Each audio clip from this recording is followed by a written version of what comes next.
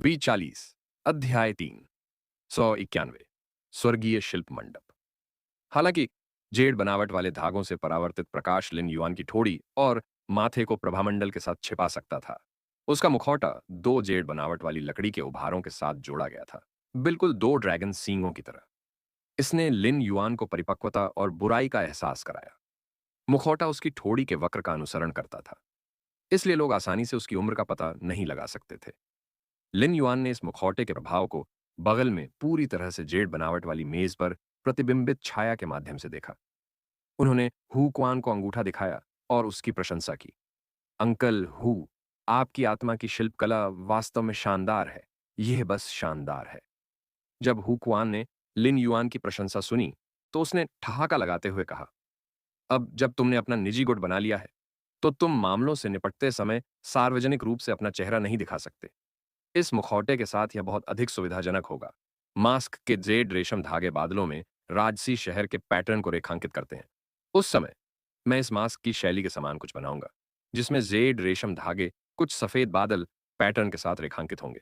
जब अन्य लोग अपने कामकाज निपटाने के लिए बाहर जाएंगे तो उनके लिए इसे साथ ले जाना सुविधाजनक होगा। लिन युआन ने सिर हिलाया और पूछा, चाचा हूं, क्या हवेली में अभी भी पूरी तरह से जेड बनावट वाली लकड़ी पर्याप्त है? हुक्वान ने एक पल सोचा और जवाब दिया, पूरी तरह से जेड टेक्सचर्ड हरे एल्म के उन चार टुकड़ों की बदौलत कोई कमी नहीं है। यह नए साल से पहले की अवधि के लिए गुड लक बेड सोफे और बुनाई वाले मुखौटे बनाने के लिए पर्याप्त है। मैं पिछले 2 दिनों में जमा किए गए पूरी तरह से जेड टेक्सचर्ड लकड़ी के टुकड़ों की जांच करने गया और पाया कि वे बहुत ज्यादा थे। यह लिसनिंग हेरॉन चैम्बर और ऑफ कॉमर्स को सामान की आपूर्ति करने के लिए पर्याप्त से ज्यादा है। मैं कुछ वस्तुओं की बुनाई के लिए जेड बनावट वाले रेशम धागे बनाने के लिए इस फैंटेसी ब्रीडवुड वीविंग हाउस सेंटीपीड पर भरोसा कर सकता हूं। मुझे लिसन की वस्तुओं को तैयार करने के लिए कुल 27 स्पिरिट क्राफ्ट्समैन मिल गए हैं। इन स्पिरिट क्राफ्ट्समैन ने इन्हें बनाने के लिए स्पिरिट क्राफ्ट्समैन एसोसिएशन में पहले से ही ओवरटाइम काम करना शुरू कर दिया है। को spirit craftsman chamber on of commerce में मेरे निजी गोदाम में रखा गया है। देखें कि इन वस्तुओं को लिसन को भेजना कब उचित होगा। लिन युआन ने बाद में बाहर जाकर शाही राजधानी के भीतर विभिन्न स्थानों पर ईथरियल जेलीफिश के टेंटिकल्स के साथ स्थानिक नोड स्थापित करने के अपने इरादे के बारे में सोचा। उसने पहले ही अपने घर में टेंटिकल के साथ एक स्थानिक नोड स्थापित कर लिया था। लिन युआन के पास अब ईथरियल जेलीफिश के 29 टेंटिकल्स थे, इसलिए वह रॉयल कैपिटल में 29 स्थानिक नोड स्थापित कर सकता था। यद्यपि उनका एक साथ इतने सारे स्थानिक नोड स्थापित करने का इरादा नहीं था, फिर भी उन्होंने महसूस किया कि स्थानिक नोड स्थापित करने के लिए उन्हें रॉयल कैपिटल में listening heron chamber on of commerce के स्थान पर जाना चाहिए। इस प्रकार उन्होंने कहा, अंकल हु, मैं बाद में listening heron chamber on commerce की यात्रा करने जा रहा हूं और मैं पूरी तरह से जेड बनावट वाले लकड़ी के पाउडर से बनी इन वस्तुओं को लिसनिंग में लाऊंगा। हु क्वान ने जवाब दिया, मैं अब एक क्लास 3 स्पिरिट क्राफ्ट्समैन से उन वस्तुओं को ले जाने को कहूंगा जिन्हें बनाने में उन्होंने ओवरटाइम काम किया है, और फिर उन्हें प्लेटिनम फिश स्टोरेज बॉक्स में भेज दूंगा। ऐसा कहने के बाद हु क्वान ने क्लास 3 स्पिरिट क्राफ्ट्समैन को फोन किया, जो स्पिरिट क्राफ्ट्समैन एसोसिएशन में वस्तुएं बनाने के लिए दौड़ रहा था। लिन युआन हु क्वान के शब्दों से यह अनुमान लगा सकता था कि कक्षा 5 का स्पिरिट क्राफ्ट्समैन बनने के बाद स्पिरिट क्राफ्ट्समैन एसोसिएशन में उसके शब्दों का कितना महत्व था। हु क्वान पहले से ही स्पिरिट क्राफ्ट्समैन एसोसिएशन के संसाधनों को एक निश्चित सीमा तक तैनात कर सकता था, जब तक कि वह बहुत दूर नहीं चला जाता। हु क्वान ने फोन रख दिया और एक पल की चुप्पी के बाद उसने लिन युआन से गंभीरता से कहा, युवा मास्टर, मैं आपके निजी गुट स्काई सिटी के तहत एक संगठन स्थापित करने के लिए कक्षा 3 के स्पिरिट क्राफ्ट्समैन के एक समूह को एक साथ लाना चाहता हूं। आप क्या सोचते हैं? यह सुनने के बाद लिन युआन ने हु क्वान को अपनी योजना के बारे में बात करना जारी रखने का संकेत दिया। यद्यपि लिन युआन ने अपनी राय व्यक्त नहीं की, लेकिन वह हु क्वान की कक्षा 3 आत्मा शिल्पकारों के एक समूह को एक साथ लाने और अपने निजी गुट के तहत एक संगठन स्थापित करने की इच्छा के पक्ष में था। अगर लिन युआन फ्लोटिंग आइलैंड व्हेल की पीठ पर अपना स्काई सिटी बनाना चाहता था, तो उसे अपने लिए काम करने के लिए कई स्पिरिट क्राफ्ट्समैन की जरूरत होगी। सिर्फ हु क्वान पर निर्भर रहना उसे थका देगा और वह स्पष्ट रूप से विशाल स्काई सिटी का निर्माण पूरा नहीं कर सकता था। इसलिए यदि हु क्वान अपने अधीन कई श्रेणी 3 आत्मा शिल्पकारों को इकट्ठा कर सके, तो यह स्पष्ट रूप से स्काई सिटी के निर्माण के लिए बहुत उपयोगी होगा। हु क्वान ने लिन युआन को अपनी योजना के बारे में बहुत गंभीरता से बताया। जब मैं स्पिरिट क्राफ्ट्समैन एसोसिएशन में अपने नाम के तहत वस्तुओं पर काम करने के लिए क्लास 3 स्पिरिट क्राफ्ट्समैन की तलाश कर रहा था, तो उनमें से कई ने कहा कि अगर वे मेरे साथ स्पिरिट क्राफ्ट्समैनशिप सीख सकते हैं, तो वे बिना किसी फीस के मेरे साथ जुड़ने के लिए तैयार हैं। इसलिए मुझे लगता है कि यह एक अवसर है। हु क्वान की आंखों में महत्वाकांक्षा नाम की कोई चीज साफ दिखाई दे रही थी। स्पिरिट क्राफ्ट्समैन एसोसिएशन के क्लास 5 स्पिरिट क्राफ्ट्समैन में से अधिकांश ने अकेले ही काम करना या अनुभवी गुटों के सम्मानित अतिथि बनना चुना है। स्पिरिट क्राफ्ट्समैन एसोसिएशन में कई क्लास 3 और क्लास 4 स्पिरिट क्राफ्ट्समैन हैं, लेकिन इस शक्ति का उपयोग करने वाला कोई क्लास 5 स्पिरिट क्राफ्ट्समैन नहीं है। यदि हम इन श्रेणी 3 और श्रेणी 4 स्पिरिट क्राफ्ट्समैन हैं, लेकिन इस शक्ति का उपयोग करने वाला कोई क्लास 5 स्पिरिट क्राफ्ट्समैन नहीं है। यदि हम इन श्रेणी 3 और श्रेणी 4 स्पिरिट क्राफ्ट्समैन हैं, लेकिन इस शक्ति का उपयोग करने वाला कोई क्लास 5 स्पिरिट क्राफ्ट्समैन नहीं है। यदि हम इन श्रेणी 3 और श्रेणी 4, तो न केवल वे भविष्य के विकास में हमारे लिए पैसा कमा सकते हैं, कन अमन इंसान कहते हैं, बल्कि हमें भविष्य में जनशक्ति के बारे में चिंता करने की आवश्यकता नहीं होगी, चाहे हम कुछ भी निर्माण करना चाहें। लिन युआन हुक्वान के शब्दों से सुन सकता था कि वह इस बड़े परिवार के बारे में सोच रहा था। बेशक, इसका एक बड़ा कारण यह भी था कि कक्षा 5 का क्रिएशन मास्टर बनने के बाद हु क्वान के पास एक नया लक्ष्य और महत्वाकांक्षा थी। महत्वाकांक्षा रखना कोई बुरी बात नहीं थी, क्योंकि यह लोगों को प्रगति के लिए प्रेरित कर सकती थी। लिन युआन हु क्वान के विचार के बहुत पक्ष में था, इसलिए वह स्वाभाविक रूप से इसके खिलाफ नहीं जाएगा। लिन युआन ने एक पल सोचा और कहा, एक आत्मा शिल्पकार के रूप में अंकल हु की ताकत अद्भुत है। एक स्वर्गीय शिल्प मंडप स्थापित करने के बारे में आपका क्या विचार है? मुझे बताओ कि इसके लिए तुम्हें कितने संसाधनों की जरूरत होगी। मैं इसका पूरा समर्थन करूंगा। यह सुनकर हु क्वान ने हंसते हुए जवाब दिया, एक स्वर्गीय शिल्प मंडप अच्छा लगता है युवा मास्टर। जब मैं स्वर्गीय शिल्प मंडप विकसित करूंगा तो मैं आपको निराश नहीं करूंगा।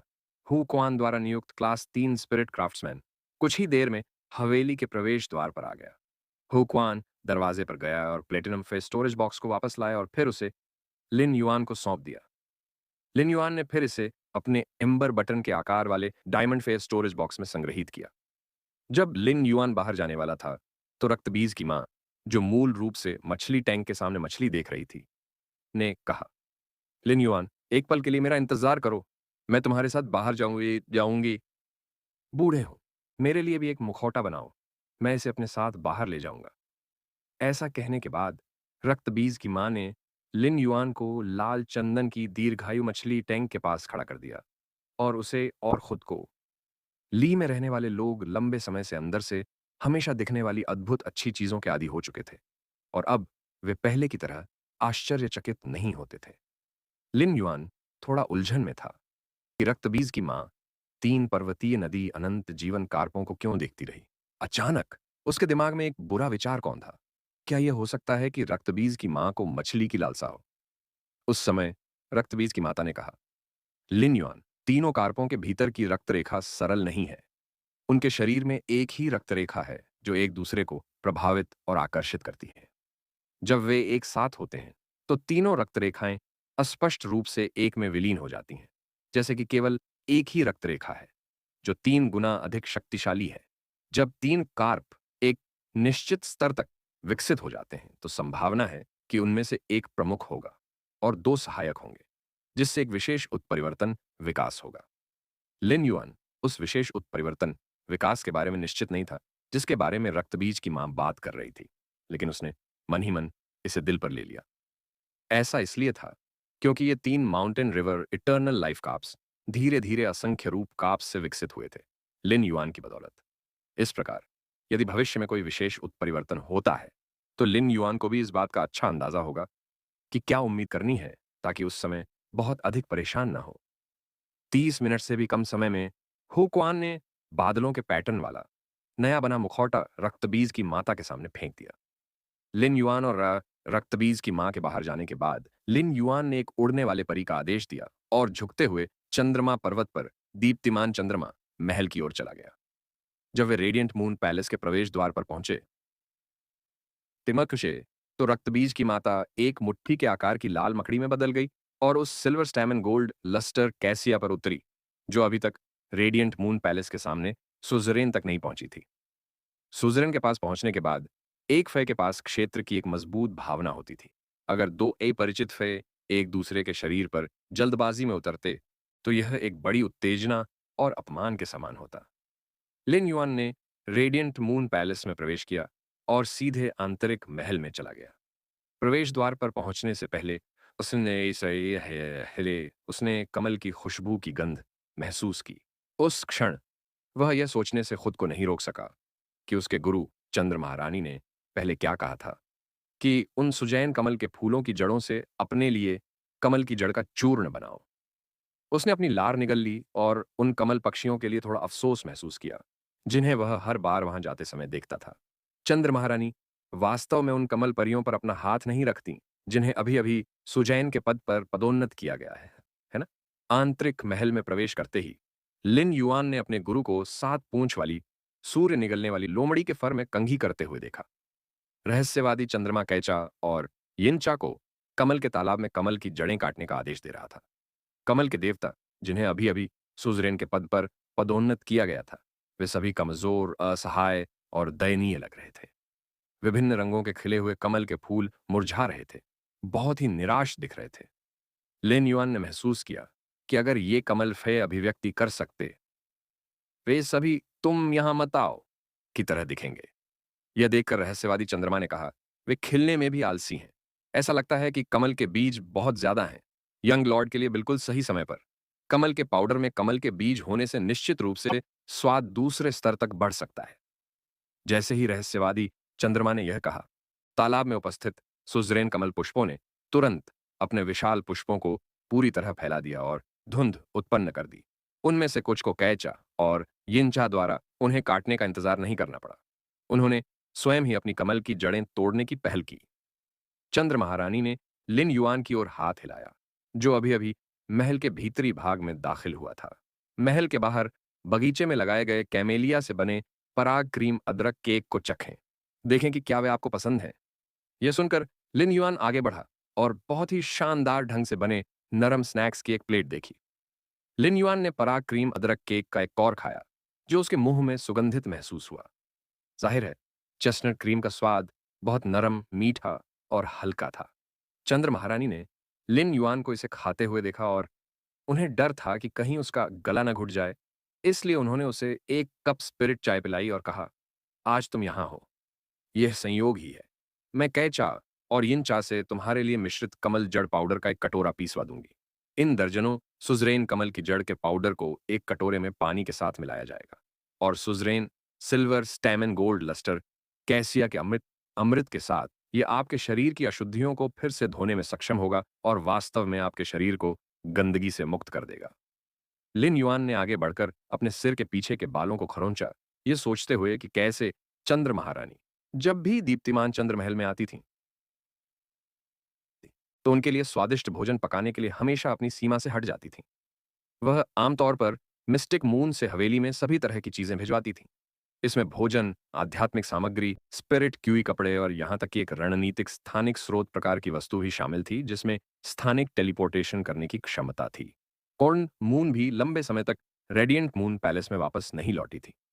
इस अवधि के दौरान लिन युआन ने चूसी को फोन किया और पता चला कि कोल्ड मून उसे प्रशिक्षण के लिए 12वें बड़े शहरों में से सबसे दूरस्थ स्थान ओस्मांत शहर में ले गया था, जिससे उसके दायरे और ताकत में काफी सुधार हुआ। लिन युआन भी रेडियंट मून पैलेस को कुछ चीजें भेजना चाहता था, लेकिन चंद्रमा महारानी ने हर बार उन्हें स्वीकार नहीं किया। उसने सिर्फ इतना कहा, मुझे किसी चीज की कमी नहीं है, तुम्हें किसी चीज की कमी हो तो बताओ। लिन युआन की राय में अच्छा करने और बदले में कुछ भी उम्मीद न करने की ऐसी भावना वास्तव में रिश्तेदारी थी। लिन युआन ने अपना हाथ लहराया, ईथेरियल जेलीफिश के 3 पेट के पत्थरों को बाहर निकाला और कहा, मास्टर, ये 3 हरे क्रिस्टल वही हैं जो ईथेरियल जेलीफिश के पेट में तब बदल गए थे जब मैंने इसे निगल लिया था। यह सुनकर चंद्र महारानी ने 3 हरे पेट के पत्थरों को जांचने के लिए लिया और कहा, इन 3 पेट के पत्थरों में निहित ऊर्जा लगभग पूरी तरह से हरे रंग के स्पिरिट लिक्विड की बोतल में मौजूद ऊर्जा से संघनित है। इसे स्थानिक ऊर्जा से भरपूर आध्यात्मिक पदार्थ माना जाता है। इसे अच्छी तरह से रखें, यह भविष्य में उपयोगी हो सकता है। लिन युआन ने 3 पेट के पत्थरों को हटाने के बाद उसने चंद्र महारानी के साथ अपने ईथरियल जेलीफिश की अंतरिक्ष सुरंग के बारे में बात की। जब उसने यह सुना, तो जाहिर तौर पर वह भी दिलचस्पी लेने लगी और बोली, रेडिएंट मून पैलेस और अपनी हवेली के भीतर एक स्थानिक सुरंग बनाना आपके लिए एक अच्छा विचार हो सकता है। भविष्य में आना जाना काफी सुविधाजनक होगा। लिन युआन का भी यही उद्देश्य था। लिन युआन ने इथेरियल जेलीफिश को बुलाया और उसका टेंटिकल लिया जिसे उसने पहले काटा था, ताकि एक स्थानिक नोड स्थापित किया जा सके। उसने इथेरियल जेलीफिश को आदेश दिया कि वह हवेली में स्थापित स्थानिक नोड को रेडिएंट मून पैलेस में स्थापित नोड से जोड़े। लिन युआन का आदेश पाकर उसके हल्के लाल शरीर पर ऊर्जा की परतें उभर आईं। जब स्थानिक ऊर्जा नोड से टकराई तो उसने स्पष्ट रूप से एक सुरंग खोल दी। लिन युआन जानता था कि सुरंग का विस्तार करने में मदद करने के लिए उसे ईथरियल जेलीफिश का स्पर्शक उसमें डालना चाहिए।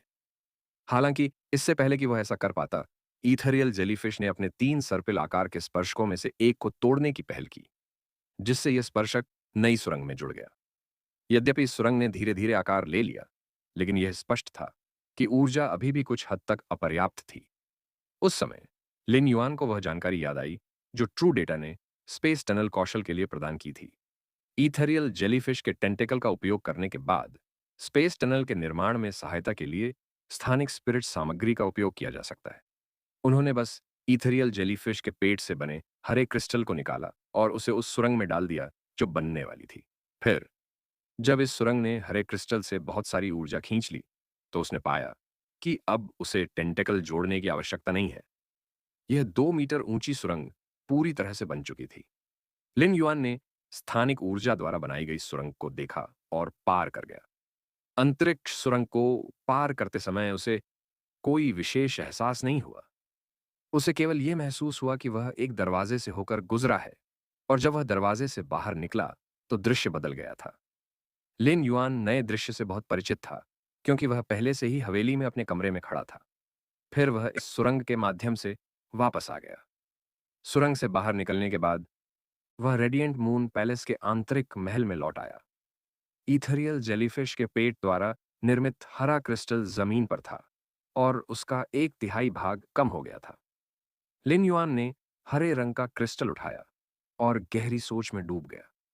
जब उसने ईथरियल जेलीफिश को स्पेस टनल का इस्तेमाल करने दिया था, तो 2 अप्रत्याशित चीजें घटित हुई थीं। एक ये था कि ईथरियल जेलीफिश का सर्पिल आकार का टेंटिकल, जो सामान्य टेंटिकल से 2 गुना से भी ज्यादा लंबा था, वास्तव में उसके शरीर से अलग हो सकता था। अलग होने के बाद यह ईथरियल जेलीफिश के शरीर को नुकसान नहीं पहुंचाएगा। एक अन्य बिंदु यह था कि ईथरियल जेलीफिश द्वारा अपने शरीर के मध्य में स्थित सर्पिलाकार टेंटिकल का उपयोग करने के बाद वह इस अंतरिक्ष सुरंग की दूरी बढ़ाने के लिए बड़ी मात्रा में स्थानिक ऊर्जा को खींचने पर निर्भर हो सकती थी। लिन युआन महसूस कर सकता था कि जब तक वह 2 स्थानिक नोड्स को चिह्नित करता है, चाहे वे एक दूसरे से कितने भी दूर हों, और जब तक उसके पास सुरंग को खोलने के लिए पर्याप्त स्थानिक ऊर्जा है, वह अनंत लंबाई की एक पूरी अंतरिक्ष सुरंग खोल सकता है। चंद्र महारानी ने तुरंत इस अंतरिक्ष सुरंग के निर्माण का मुख्य बिंदु देखा। इसलिए उन्होंने पूछा, क्या ईथरियल जेलीफिश की अंतरिक्ष सुरंग सुरंग की लंबाई बढ़ाने के लिए स्थानिक ऊर्जा पर निर्भर हो सकती है? लिन युआन ने सिर हिलाया। उसने कुछ सेकंड तक सोचा और फिर दोबारा पूछा, अंतरिक्ष सुरंग स्थापित करने के लिए क्या शर्तें हैं? लिन युआन ने एक पल के लिए सोचा और जवाब दिया, आपको एक स्थानिक नोड स्थापित करने और फिर 2 स्थानिक नोड्स को जोड़ने के लिए एक अंतरिक्ष सुरंग बनाने के लिए इस ईथरियल जेलीफिश के टेंटिकल की आवश्यकता है। दिए वैसा कहने के बाद लिन युआन ने ईथरियल जेलीफिश के एक तंबू को निकाला, जिसे उसने पहले काटा था, और उसे चंद्र महारानी को सौंप दिया। उसने जो अंतरिक्ष सुरंग बनाई थी, उसकी बदौलत उसे अचानक कुछ समझ में आया। भले ही ट्रू डेटाफे की क्षमताओं और विशेष कौशल को विस्तार से दिखा सकता था, लेकिन उनके वास्तविक प्रभावों को वास्तविक परीक्षण के बाद ही प्रदर्शित किया जा सकता था। अन्यथा यह सिर्फ कागज की बातें होंगी। उस समय चंद्र महारानी के शब्दों ने लिन युआन को सदमे में अपना सिर उठाने पर मजबूर कर दिया। क्या आपका रेडियंस फेडरेशन के बाहर किसी महाद्वीप पर जाकर विकास करने का कोई इरादा है? लिन युआन ने तुरंत उसके शब्दों का अर्थ समझ लिया और पूछा, मास्टर, क्या यह संभव है कि यह अंतरिक्ष सुरंग अभी भी रेडियंस फेडरेशन की शाही राजधानी से अन्य महाद्वीपों के संघों तक बनाई जा सकती है? चंद्र महारानी ने अपने हाथ के झटके से एक रत्न निकाला, जो मजबूत चांदी की चमक के साथ चमक रहा था, और उसे उत्तर दिया, खोखले क्रिस्टल मदर शेलफिश के बहाए गए स्थानिक शैल क्रिस्टल के साथ रॉयल कैपिटल से निकटतम संघ तक एक अंतरिक्ष सुरंग का निर्माण करना संभव है। जब लिन युआन ने हॉलो क्रिस्टल मदर शेलफिश सुना, तो उसे ऑस्ट्रिच लॉजिस्टिक्स का हॉलो क्रिस्टल शेलफिश याद आ गया। चंद्र महारानी ने लिन युआन की जिज्ञासा भरी निगाहों को देखा और समझाया, आपको खोखले क्रिस्टल शंख और खोखले क्रिस्टल मां शंख के बीच के रिश्ते के बारे में सोचना चाहिए, है ना? वास्तव में उनके बीच एक अटूट रिश्ता है। यह सुनकर लिन युआन ने अनुमान लगाया, क्या खोखले क्रिस्टल मानी शंख खोखले क्रिस्टल शंख को जन्म देती है? लिन युआन ने सोचा। चारों ओर फैली अफवाहों के अनुसार हॉलो क्रिस्टल शेलफिश को एक परी के रूप में जाना जाता था, जिसे ऑस्ट्रिच लॉजिस्टिक्स के शोध ने उत्परिवर्तित किया था। इसलिए हॉलो क्रिस्टल शेलफिश पर हमेशा इसकी मजबूत पकड़ थी।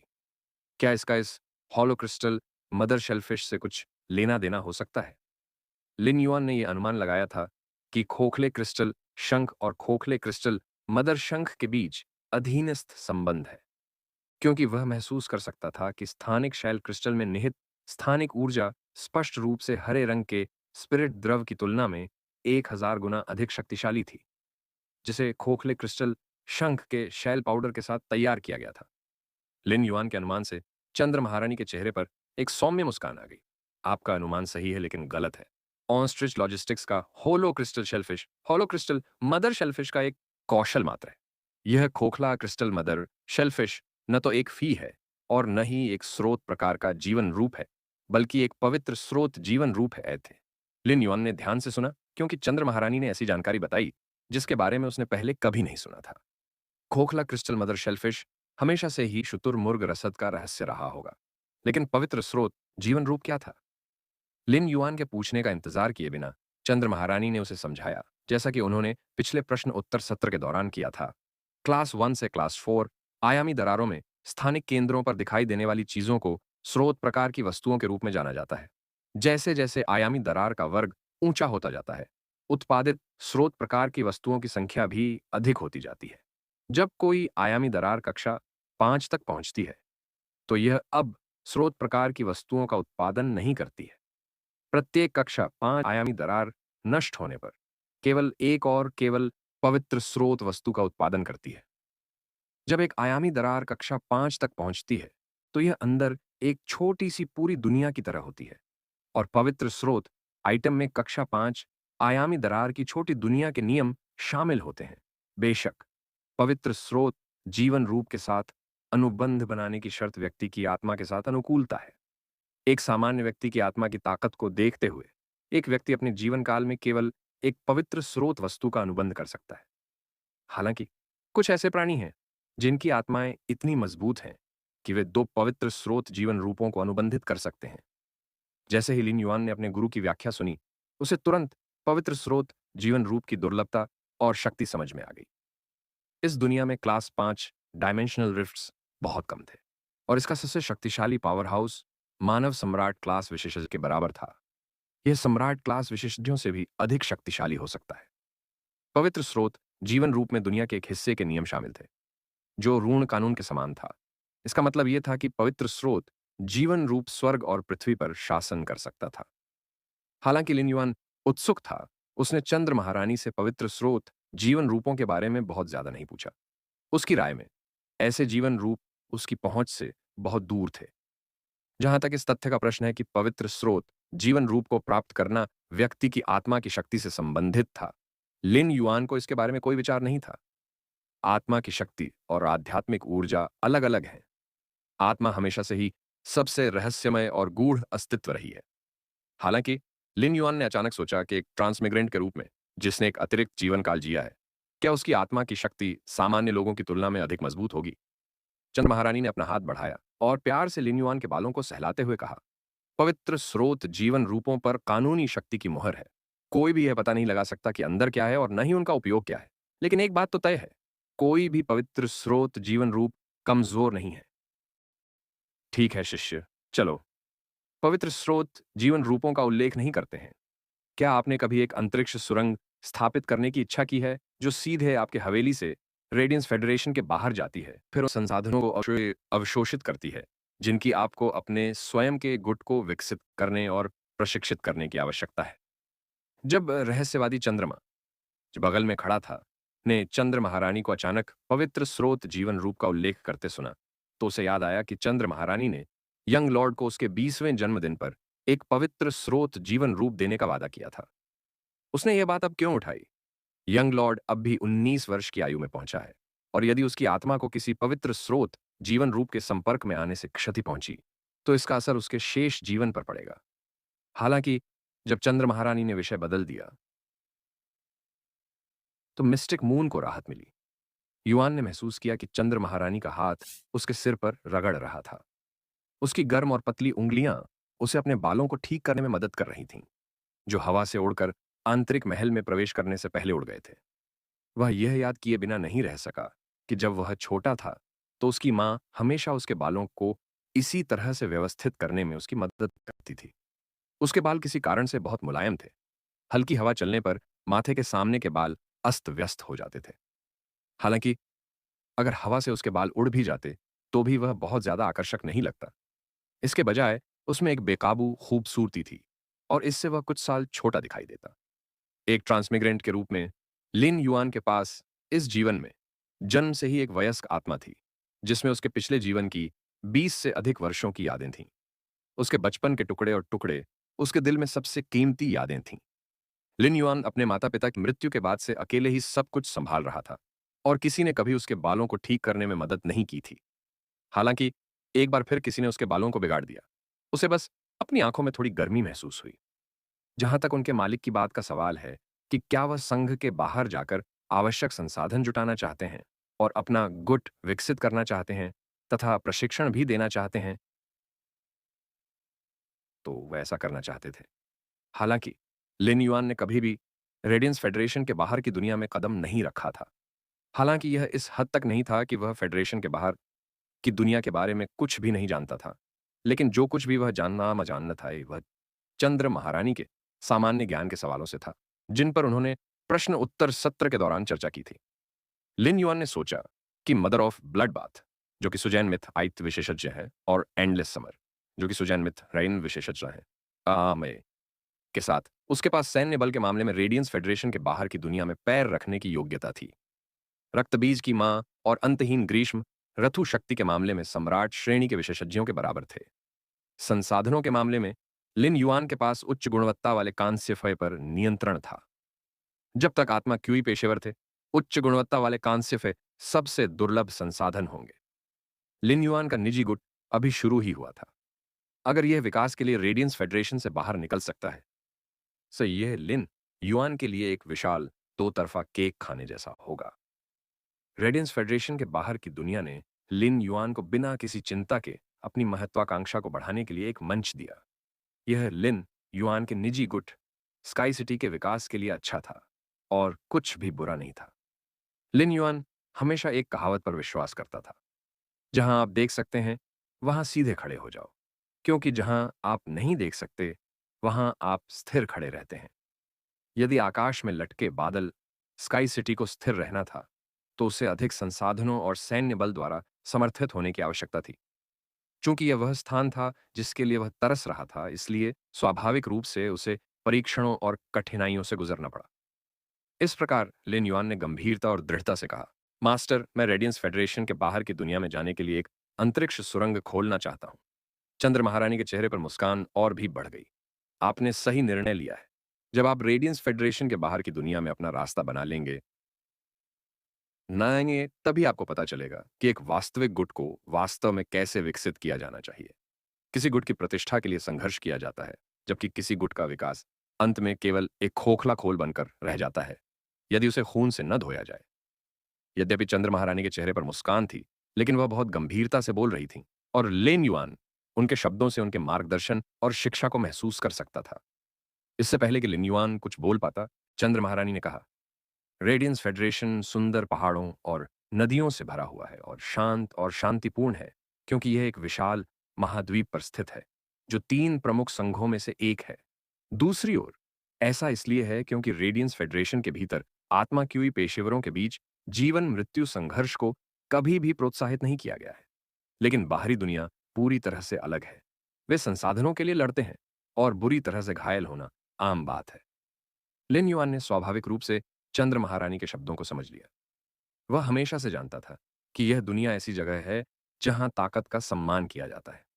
ताकत बुनियादी है, पर्याप्त ताकत के बिना कोई भी व्यक्ति संबंधित संसाधनों को बनाए नहीं रख सकता। लिन युआन संसाधन जमा कर रहा था और इन संसाधनों से अपनी ताकत बढ़ा रहा था। गुट का विकास निश्चित रूप से अपनी वर्तमान स्थिरता पर नहीं रुकेगा। लिन युआन ने अपने हाथों से अपनी तलवार बनाने और फिर उसे चरणबद्ध तरीके से तेज करने की योजना बनाना शुरू कर दिया था।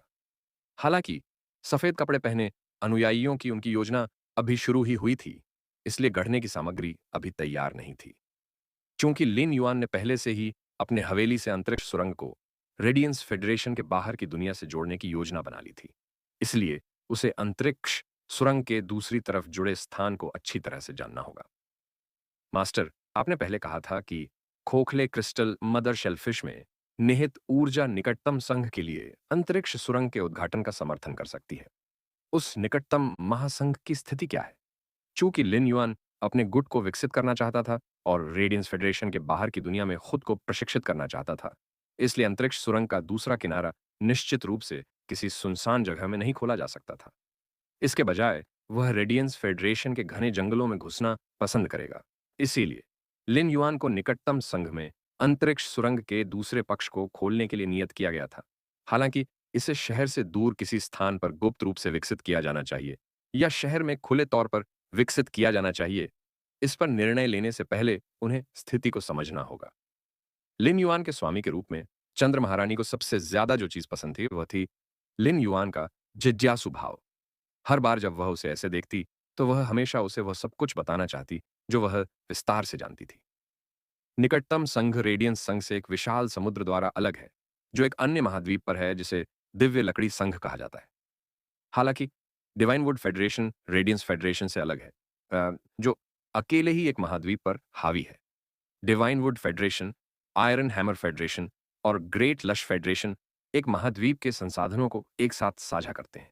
खोखले क्रिस्टल मदर शेलफिश से निकले स्थानिक शैल क्रिस्टल थोड़े छोटे हैं। अन्यथा आप दिव्य लकड़ी संघ और आयरन हैमर संघ के बीच चयन कर सकते थे। चंद्रमा महारानी स्पष्ट रूप से कुछ सोच रही थी जब वह बोल रही थी। जब मिस्टिक मून ने यह देखा तो उसे पसीना आ गया। अगर चंद्रमा महारानी खोखले क्रिस्टल मदर शेलफिश के गोले के लिए शुतुरमुर्ग रसद के स्पेस टाइम एल्डर को खोजने गई तो वह फिर से उदास हो सकता है और खुद को अलग कर सकता है। लिन युआन ने पहली बार दिव्य लकड़ी संघ, लोहा हथौड़ा संघ और महान रसीला संघ के बारे में सुना था। हालांकि एक उपचार प्रकार की आत्मा क्यूई पेशेवर के रूप में जो आउटपुट को प्राथमिकता देता है, उसका जल्दबाजी वाला खून देखा जा सकता था। इस समय उसका खून पहले से ही उबल रहा था। मिस्टिक मून ने देखा कि चंद्र महारानी की हालत दिन ब दिन असामान्य होती जा रही है, तो उसने जल्दी से कहा, चंद्र महारानी, मैंने सुना है कि स्पेस टाइम एल्डर हाल ही में उदास हो गया है और वह आमतौर पर कुछ दिनों तक बात नहीं करता है। वह कुछ समय पहले बहुत बीमार था और अभी तक ठीक नहीं हुआ है। आप क्या सोचती हैं? जब मून एम्प्रेस ने मिस्टिक मून की बातें सुनी तो वह खुद को थोड़ा असहज महसूस करने से नहीं रोक पाई। उसने कहा, स्पेस टाइम एल्डर ने तुरंत कुछ नहीं किया क्योंकि उसकी पोती कुरियर बनने पर जोर देती थी। क्या 6 महीने पहले से ही वह कम मर्दाना हो गया है? उस बूढ़े की बीमारी का मुझसे क्या लेना देना है? मिस्टिक मून के स्मरण के बाद चंद्र महारानी को याद आया कि स्पेस टाइम एल्डर पूरे दिन कितने उदास दिख रहे थे। चंद्र महारानी ने खोखले क्रिस्टल मदर शेलफिश के स्थानिक क्रिस्टल के बड़े टुकड़ों के लिए स्पेस टाइम एल्डर के स्थान पर जाने के इरादे को खारिज कर दिया। इस प्रकार चंद्र महारानी ने लिन युआन को दिव्य लकड़ी संघ की स्थिति के बारे में बताया। दिव्य लकड़ी संघ पूरे वर्ष गर्म और आर्द्र रहता है, जो विशेष रूप से पौधे के फेई और आध्यात्मिक अवयवों के विकास के लिए उपयुक्त है। संपूर्ण दिव्य लकड़ी संघ को प्रचुर मात्रा में पौधे के फे के साथ एक खजाना भूमि माना जाता है। डिवाइन वुड फेडरेशन के विभिन्न पादप फे द्वारा बहुत सारे फल उत्पादित किए जाते हैं। उन्होंने अतः इसलिए वहां लगभग हर घर में स्पिरिट फलों से शराब बनाई जाती है। मुझे नहीं पता कि पर्यावरण दिव्य लकड़ी संघ के लोगों को प्रभावित करता है या नहीं। वे कविता, संगीत, नृत्य और यहां तक कि कुछ साहित्य के भी बहुत शौकीन हैं। चंद्र महारानी द्वारा दिव्य लकड़ी संघ का परिचय सुनने के बाद लिन युआन ने सोचना शुरू किया कि उसे वहां कैसे विकसित होना चाहिए। चंद्र महारानी ने फिर से बात की। हालांकि दिव्य लकड़ी संघ एक खजाना भूमि है जिसमें बहुत प्रचुर मात्रा में प्लांट फय हैं, जिनमें दुर्लभ और शक्तिशाली प्लांट फय भी शामिल हैं। इसके क्रिएशन मास्टर्स बेहद दुर्लभ हैं। पूरे दिव्य लकड़ी संघ में एक भी क्लास 5 क्रिएशन मास्टर नहीं है। और क्रिएशन मास्टर्स की उच्चतम श्रेणी केवल 2 शिखर क्लास 4 क्रिएशन मास्टर्स हैं। चंद्र महारानी ने थोड़ा रुककर अचानक विषय बदल दिया। यदि आप दिव्य लकड़ी संघ में जाते हैं अंदर से हैं तो वहां बहुत अधिक फल वाली शराब न पिएं। उनकी शराब हमारी शराब से अलग है। डिवाइन वुड फेडरेशन की वाइन में प्रोटीन से भरपूर कीट प्रजातियों के फेए के आंतरिक अंग मिलाए जाते हैं, क्योंकि माना जाता है कि वे फलों की वाइन के स्वाद को बढ़ाते हैं। लिन युआन की अभिव्यक्ति तब जटिल हो गई जब उसने चंद्र महारानी के शब्द सुने। क्या कीट प्रजातियों के फी के अंदरूनी हिस्से वास्तव में फलों की शराब के स्वाद को बढ़ा सकते हैं? कीट प्रजातियों के कड़वे और मछली जैसे आंतरिक अंगों ने मीठे फलयुक्त मदिरा में किस प्रकार का दिव्य स्वाद जोड़ा? यदि वह उत्सुक भी था तो भी वह इसे आजमाने में रुचि नहीं जुटा सका। उन्हें क्षमा अचानक लगा कि दिव्य लकड़ी संघ के लोगों के अपने तरीके हैं। क्या इसे शराब के साथ मांस खाने की सरलीकृत सांस्कृतिक शैली माना जाता था? तब चंद्र महारानी ने फिर कहा, चूंकि दिव्य लकड़ी संघ में सृजन गुरुओं की कमी है, इसलिए वहां सृजन गुरुओं का दर्जा अकल्पनीय रूप से ऊंचा है। दिव्य लकड़ी संघ एक अभिजात वर्ग की तरह है। यहां तक कि कक्षा 1 के क्रिएशन मास्टर को भी दिव्य लकड़ी संघ में महान माना जाता है। यदि प्रथम श्रेणी का क्रिएशन मास्टर सड़क पर चल रहा है और किसी गरीब व्यक्ति से नाराज है, तो उसे सड़क पर अपनी इच्छानुसार उस गरीब व्यक्ति को मार डालने का अधिकार है। लिन युआन ने तुरंत दिव्य लकड़ी संघ के गायन और नृत्य के पीछे खूनी अंधेरे को महसूस किया। लिन युआन को यह बात अच्छी नहीं लगी कि क्रिएशन मास्टर सड़क पर किसी भी गरीब व्यक्ति को अपनी मर्जी से मार सकता है। वह पूरी तरह से कल्पना कर सकता था कि दिव्य लकड़ी संघ में उच्च श्रेणी के क्रिएशन मास्टर बिना रोक टोक के जो चाहे कर सकते हैं। चूंकि सृजन मास्टर्स का दिव्य लकड़ी संघ में बहुत उच्च दर्जा था, लिन युआन की आंखें चमक उठीं। उसका गुट अभी भी शुरुआती चरण में था और उसे बहुत सारी आध्यात्मिक सामग्री की आवश्यकता थी। इस दिव्य लकड़ी संघ में बहुत सारे पौधे थे। क्या यह उसके लिए आध्यात्मिक सामग्री इकट्ठा करने के लिए एक अच्छी जगह नहीं थी? लेकिन तभी लिन युआन को उसी महाद्वीप पर दिव्य लकड़ी संघ के रूप में 2 अन्य संघों की याद आई। इसलिए उसने उससे पूछा, master, iron hammer federation, great lush federation और दिव्य लकड़ी संघ के बीच क्या संबंध है? चंद्र महारानी ने अचानक अपनी हथेली की ओर देखा और उत्तर दिया, एक ऐसा संसार जहां शक्ति का सम्मान किया जाता है, वहां स्वाभाविक रूप से हर जगह खतरे भरे होते हैं। यद्यपि तीनों संघ बाहरी लोगों को सतह पर सामंजस्यपूर्ण प्रतीत होते हैं, सम्मिलित होते हैं, लेकिन उनके बीच खुला और घिनौना संघर्ष समुद्र में लहरों और चट्टानों के बीच टकराव से कम नहीं है। दिव्य वन संघ गर्म और आर्द्र है, इसलिए स्वाभाविक रूप से इसमें भोजन के प्रचुर संसाधन हैं। आयरन हैमर फेडरेशन इसके बिल्कुल विपरीत है। यह सूखाग्रस्त है और लगभग उनका पूरा क्षेत्र अविकसित भूमि से घिरा हुआ है। यहां तक कि नीडल पॉइंट आयरन बार्क वृक्ष जैसे पौधे, जो प्रतिवर्ष एक बार की बारिश में भी बहुत अच्छी तरह जीवित रह सकते हैं, निस्तक की तन्मय हैं, उनका भी आयरन हैमर फेडरेशन में मरने का रिकॉर्ड है। दूसरी ओर आयरन हैमर फेडरेशन के पास बहुत समृद्ध अयस्क संसाधन है, इसलिए उसके पास अन्य संसाधनों के बदले में विनिमय करने के लिए कई धातु संसाधन हैं। चंद्र महारानी की बातें सुनकर लिन युआन थोड़ा हैरान हुआ। आपने जो कहा है उसके अनुसार आयरन हैमर फेडरेशन और डिवाइन वुड फेडरेशन एकदम सही संतुलन बनाते हैं। दोनों फेडरेशन के बीच बड़ी मात्रा में भौतिक आदान प्रदान होना तय है। मेरी राय में इन दोनों महासंघों के बीच बेहद करीबी रिश्ता होना चाहिए। उनके बीच तनाव क्यों है? चंद्र महारानी ने हल्के से मुस्कुराकर सीधे उसके सवाल का जवाब नहीं दिया। इसके बजाय उसने पूछा, आपने जो कहा वह सच है, लेकिन लोगों में हमेशा महत्वाकांक्षा होती है। Iron hammer federation martial force के मामले में दिव्य वुड फेडरेशन से अधिक मजबूत है। यदि आप आयरन हैमर फेडरेशन से होते, वे प्रचुर संसाधनों वाली भूमि के मामले में आप क्या विकल्प चुनते? लूट लो।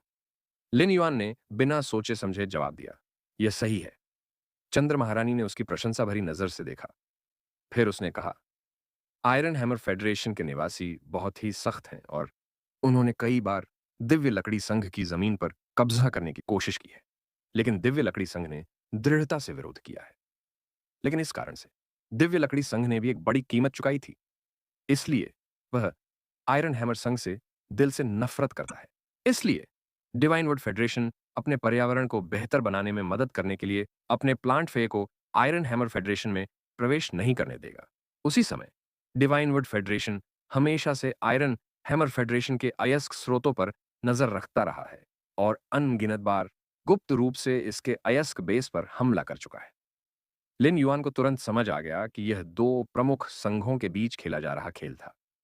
उस समय चंद्र महारानी ने कहा, अब आपको यह सोचना चाहिए कि इन दोनों संघों को वापस न लौटने के बिंदु पर पहुंच जाना चाहिए था, लेकिन वे अभी भी सतह पर शांति क्यों बनाए हुए हैं, है ना? लिन युआन ने सिर हिलाया। उसे कुछ समझ में नहीं आया। तो अब उस महाद्वीप के तीसरे संघ, ग्रेट लश फेडरेशन के बारे में बात करने का समय आ गया है। चंद्र महारानी ने मुस्कुराते हुए समझाया, ग्रेट लश फेडरेशन काफी दिलचस्प है। वे विद्वानों और परोपकारी व्यापारियों का देश हैं। महाद्वीप पर व्यापारी संघों को ज्यादातर ग्रेट लश फेडरेशन के नागरिकों द्वारा नियंत्रित किया जाता है। यही कारण है कि उन्होंने आपूर्ति श्रृंखला बनाई, जिससे आयरन हैमर फेडरेशन और डिवाइन वुड फेडरेशन को व्यापार करने की अनुमति मिली। अतः भले ही उन्होंने एक दूसरे से संपर्क करने से इनकार कर दिया हो। हालांकि ग्रेट लश फेडरेशन की भी सबसे बड़ी महत्वाकांक्षा है। उन्होंने डिवाइन वुड फेडरेशन और आयरन हैमर फेडरेशन को नियंत्रित करने के लिए विशाल संसाधनों का उपयोग करने की कोशिश की है। हालांकि वे भी चुपचाप दोनों संघों द्वारा कुचले जा रहे हैं।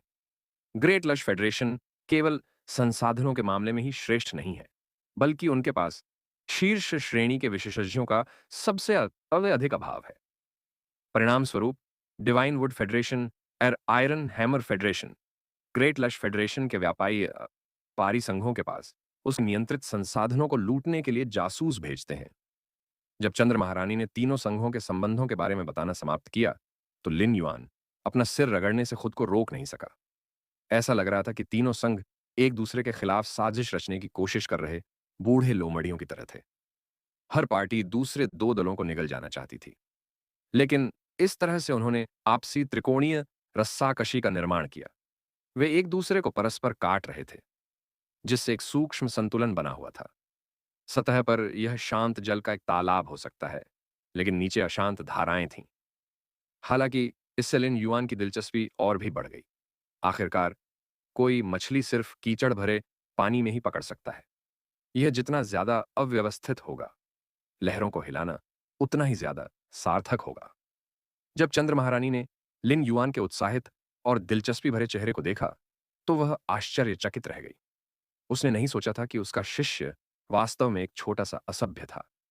चंद्र महारानी के मन में अचानक विचार आया कि यदि वह अपने शिष्य को आयरन हैमर फेडरेशन में भेजती हैं, तो क्या उनका शिष्य आयरन हैमर फेडरेशन के उन मांसल सिर वाले क्रूर लोगों की तरह ही लोहे के हथौड़ों का उपयोग बातचीत करने के लिए करेगा, या उनके सिर पर प्रहार करेगा?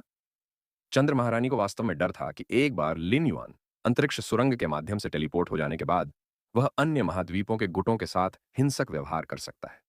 उसे डर नहीं था कि लिन युआन परेशानी खड़ी कर सकता है, लेकिन इससे लिन युआन दूसरे महाद्वीप पर विकास करने के उद्देश्य में विफल हो सकता है।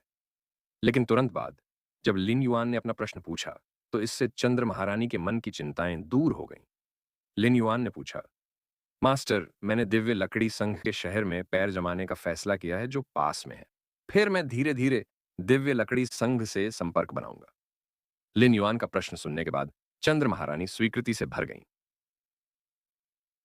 लेकिन उन्होंने पूछा, क्या यह बेहतर नहीं होगा कि आप दिव्य लकड़ी संघ के एक प्रमुख शहर में एक सृजन मास्टर के रूप में अपनी पहचान प्रकट करें?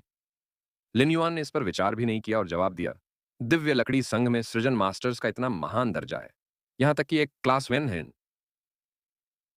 सृजन मशवरा अमीर के पास पहले से ही किसी के जीवन या मृत्यु का फैसला करने का अधिकार है। ऐसे माहौल में योगदान और इनाम की मात्रा हमेशा बराबर होती है। मैं कल्पना कर सकता हूं कि दिव्य लकड़ी संघ में सृजन मास्टर के रूप में जीवित रहना आसान नहीं है। दिव्य लकड़ी संघ, आयरन हैमर संघ और ग्रेट लश संघ सभी एक ही महाद्वीप पर एक साथ जुड़े हुए थे। सृजन मास्टर्स के लिए, जिन्हें इतना सम्मानित दर्जा प्राप्त था, किसी भी संघ में विकास करना आसान होगा। दिव्य लकड़ी संघ में सृजन मास्टर्स की भारी कमी थी, इसलिए उन्होंने उनके साथ विशेष रूप से अच्छा व्यवहार किया। वे निश्चित रूप से यह सुनिश्चित करेंगे कि सृजन मास्टर्स उनके नियंत्रण में रहें और उन्हें बाहर जाने से मना किया जाए। इस प्रकार दिव्य लकड़ी संघ में सृजन मास्टर्स को अपनी स्वतंत्रता खोना तय था। शायद वे सिर्फ अपनी स्वतंत्रता ही नहीं खो रहे थे, उन्हें अपनी जान गंवाने का भी खतरा हो सकता था। दिव्य लकड़ी संघ के पास प्रचुर मात्रा में फी संसाधन थे। जब तक उनके पास उच्च श्रेणी के सृजन मास्टर्स होंगे, दिव्य लकड़ी संघ तेजी से विकास करने में सक्षम होगा। लेकिन सृजन मास्टर्स को इतने वर्षों तक तरजीह दिए जाने के बाद भी दिव्य लकड़ी संघ में सृजन मास्टर्स की संख्या कभी नहीं बढ़ी। यह स्पष्ट था कि आयरन हैमर फेडरेशन और ग्रेट लश फेडरेशन अंधेरे में दिव्य वुड फेडरेशन के क्रिएशन मास्टर्स पर आक्रमण कर रहे थे। यह संभवतः इसलिए था कि दिव्य काष्ठ संघ के अधिकांश सृजन मास्टर्स विकास करते समय धुंधले ढंग से अधोलोक में चले गए थे। स्लिनियर युआन नियंत्रित वर्ग 3 के गहरे आयामी दरार में प्रशिक्षण ले रहा था, तो उसने पहले ही मनुष्यों के अराजक हृदयों का प्रत्यक्ष अनुभव कर लिया था। दिव्य लकड़ी संघ में सृजन मास्टर्स की कमी के कारण सृजन मास्टर्स को संघ में इतना सम्मानित दर्जा प्राप्त था। इसलिए लिन युआन यह अनुमान लगाने में मदद नहीं कर सका कि महासंघ में सृजन मास्टर्स की स्थिर संख्या संभवतः दिव्य लकड़ी महासंघ में वर्तमान सृजन मास्टर्स से संबंधित थी। लेकिन जितना अधिक लिन युआन चिंतन करता, उतना ही अधिक वह स्वयं को दिव्य लकड़ी संघ में प्रशिक्षित करना चाहता था। जीवन में कोई भी व्यक्ति बिना सीखे प्रतिभाशाली पैदा नहीं होता। लिन युआन के लिए भी यही बात थी। भले ही लिन युआन पहले भी एक जीवन जी चुका था, फिर भी लिन युआन के पास विकसित होने के लिए बहुत सी चीजें थीं। इसलिए जितनी अधिक अराजक जगह होगी, उतनी ही तेजी से लिन युआन का विकास होगा। यह देखते हुए कि लिन युआन का उद्देश्य स्पष्ट था, चंद्र महारानी ने उसे कोई और संकेत नहीं दिया और लिन युआन को अपनी इच्छानुसार कार्य करने की अनुमति दी। अद्यकानयम तिष्ये कोंदी। जब तक कि कोई खतरा न हो, चंद्र महारानी ने अपनी उंगली से मेज पर दस्तक दी और गंभीर स्वर में पूछा, क्या आप जानते हैं कि कार्सिनोमा फे क्या है? चंद्र महारानी के कठोर रूप को देखकर लिन युआन सीधा बैठ गया और विशेष रूप से गंभीर भी था। लिन युआन वास्तव में कार्सिनोमा फेज के बारे में कुछ भी नहीं जानता था, इसलिए उसने बस अपना सिर हिला दिया। लेकिन यह देखते हुए कि चंद्र महारानी कितनी सख्त थीं, यह स्पष्ट था कि यह ऐसी बात थी जिस पर उन्हें ध्यान देना था। यह कोई बहुत खतरनाक परी नहीं है, लेकिन एक बार यह दिखाई देने पर यह निम्न श्रेणी के परियों को तबाह कर देगा, जिससे इसे कार्सिनोमा परी के रूप में जाना जाएगा। ठीक वैसे ही जैसे सॉटूथ डेवोर चींटियां और पॉइजन डस्ट टिड्डियां, जो 3 साल पहले गोल्डन एज सिटी में दिखाई दी थीं। कार्सिनोमा जीवन रूप इसलिए प्रसिद्ध नहीं है क्योंकि वे प्राकृतिक दुनिया में दुर्लभ उत्परिवर्तित जीव हैं। कार्सिनोमा फे कभी कभी रेडियंस फेडरेशन में भी दिखाई देते हैं। हालांकि जब भी कोई कार्सिनोमा फे दिखाई देता है, तो स्पिरिट गार्ड उसे खतरा बनने से पहले ही वश में कर लेते हैं। हालांकि डिवाइन वुड फेडरेशन के पास स्पिरिट गार्ड्स जैसा कोई संगठन नहीं है। छिपे हुए एजेंडे वाले कई लोग कार्सिनोमा इकट्ठा करते हैं और उन्हें हथियार के रूप में इस्तेमाल करते हैं। चंद्र महारानी का स्पष्टीकरण सुनकर लिन युआन को ठंड का एहसास हुआ। जब सोटूथ्स डिवोर चींटियां और पॉइजन डस्ट टिड्डे गोल्डन एज सिटी में दिखाई दिए थे, तो उन्होंने 32 प्रमुख शहरों में 7वें स्थान पर रहने वाले गोल्डन एज सिटी को रैंकिंग में सबसे नीचे गिरा दिया था। यह एक आपदा थी और लिन युआन ने कभी नहीं सोचा था कि इस आपदा के लिए 2 कार्सिनोमा फे, सॉटूथ डिवोर चींटी और पॉइजन डस्ट टिड्डा जिम्मेदार होंगे। आपदा की शुरुआत में गोल्डन एज सिटी के बाहर मौजूद साहसी लोगों ने केवल यह महसूस किया था कि वहां चींटियों की संख्या में अचानक वृद्धि हो गई थी, जिनका सामना उन्होंने कभी कभार ही किया था। जब ये चींटियां वो अकेले दिखाई देती थीं, माँ का मेरी थीं, तो वे इंसानों से बहुत डरती थीं। भले ही वे समूह बनाकर भी इंसानों से दूर न भागें, लेकिन वे हमेशा चक्कर लगाने की पूरी कोशिश करती थीं। इसलिए ज्यादातर साहसी लोगों ने उन पर ध्यान नहीं दिया था। यहां तक कि स्पिरिट गार्ड के सदस्यों ने भी उन चींटियों पर ध्यान नहीं दिया था जो हरी फलियों के आकार की थीं। लेकिन 3 दिन बाद जब गोल्डन एज सिटी के निवासी जागे, तो वे यह देखकर चौंक गए कि गोल्डन एज सिटी को चींटियों के एक झुंड ने घेर लिया था, जिससे आसपास का क्षेत्र काला हो गया था। तक स्पिरिट गार्ड्स ने प्रतिक्रिया की, तब तक बहुत देर हो चुकी थी। एक बार जब हरी फलियों के आकार की सॉट्यूथ डिवॉयर चींटियों को शहर के बाहरी इलाके में खाने के लिए कुछ भी नहीं मिला, तो उन्होंने भूख के कारण गोल्डन एज सिटी पर आक्रमण करना शुरू कर दिया। सॉट्यूथ डिवोर्स ये चींटी अपने सॉट्यूथ जैसे मुंह से जो कुछ भी देखती है, उसे निगलना शुरू कर देती है। फिर वह आरी से गिरे हुए टुकड़ों को निगल जाती है। इसने गोल्डन एज सिटी की ज्यादातर इमारतों को ढहा दिया था। बेशक सॉट्यूथ डेवोर्शिए चींटियों ने सिर्फ इमारतों को ही नहीं खाया, उन्होंने आम लोगों और कम रैंक वाले स्पिरिट क्यूई पेशेवरों को भी खाया। आपदा इतनी अचानक आई कि स्पिरिट गार्ड्स को तैयारी करने का समय ही नहीं मिला। हालांकि स्पिरिट गार्ड्स ने तुरंत बचाव कार्य शुरू करके प्रतिक्रिया व्यक्त की। प्राकृतिक दुनिया में चींटियों का उत्पादन हमेशा एक रानी चींटी द्वारा किया जाता है। चींटियों की कॉलोनी को जीवित रखने के लिए विभिन्न प्रकार की चींटियों को अलग अलग भूमिकाएं दी जाती हैं। हालांकि स्पिरिट गार्ड्स सॉट्यूथ डिवोर चींटियों की हरकतों के आधार पर रानी चींटी को खोजने में सक्षम नहीं थे। इसलिए उन्होंने एक उच्च श्रेणी के विद्वान के लिए अनुरोध किया था। कुछ शोध और प्रयोग के बाद उन्होंने पाया कि जब सॉट्यूथ डिवोर चींटी पर्याप्त भोजन खा लेती है तो इससे उसके शरीर में रानी चींटी के जीन सक्रिय हो जाते हैं, जिसके कारण उसके शरीर में 100 चींटियों के अंडे उत्पन्न होते हैं। फिर वे अपने शरीर को पोषक तत्वों के रूप में इस्तेमाल करके उन 100 अंडों का पोषण करेंगे। पूरी प्रक्रिया समय से तय नहीं होती थी, बल्कि इस बात से तय होती थी कि सॉटूथ डेवोर चींटी कितना खाना खाती है। पर्याप्त भोजन खाने के बाद सॉटूथ डेवोर चींटी 3 घंटे के भीतर रानी चींटी के जीन को जगाने में सक्षम हो जाती है। फिर यह खुद को बलिदान कर देती है और अपनी ही तरह की 100 चींटियां पैदा करती है, जिससे प्रजनन की प्रक्रिया 100 गुना की गति से पूरी होती है। इस खोज ने स्पिरिट गार्ड विशेषज्ञों को निराशा की गर्त में पहुंचा दिया था। सॉटूथ डेवोर चींटी उन विदेशी कीटों से भिन्न थी जो विदेशी कीट आयामी दरार से आए थे। विदेशी कीट असंख्य हो सकते हैं, लेकिन प्रत्येक विदेशी कीट कम से कम एक घरेलू बिल्ली के आकार का होगा, जिससे प्रभावी हमले संभव होंगे।